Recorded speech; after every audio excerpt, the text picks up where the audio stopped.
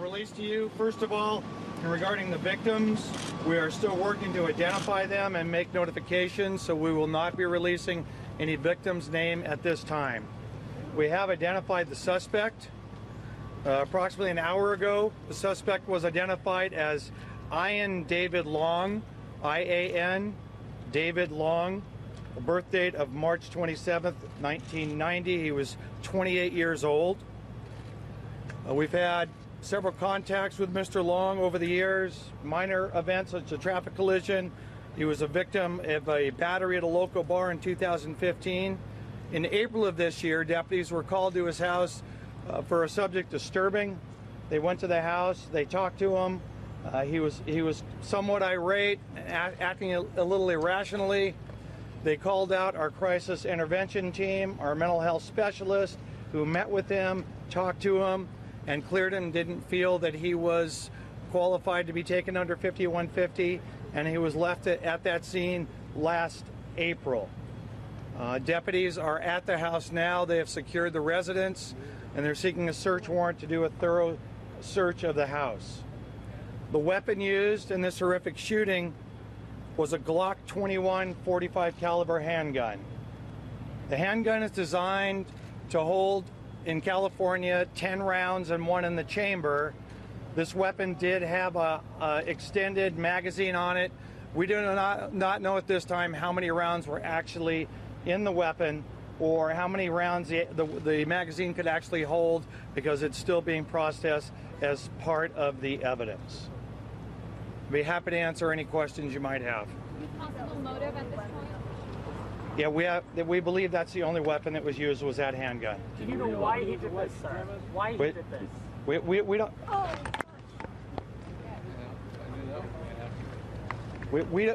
We don't know if he.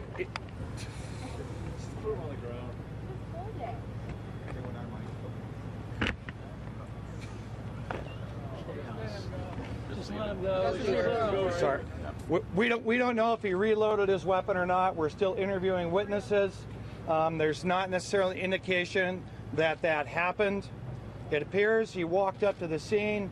He shot the security guard that was standing outside. He stepped inside. It appears that he turned to the right and shot several of the other security and employees there, and then began opening fire inside the nightclub. We don't have any other details to confirm an exact chronology about what happened.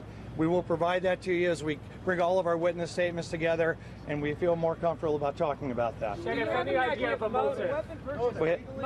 We have no idea what the motive was at this point.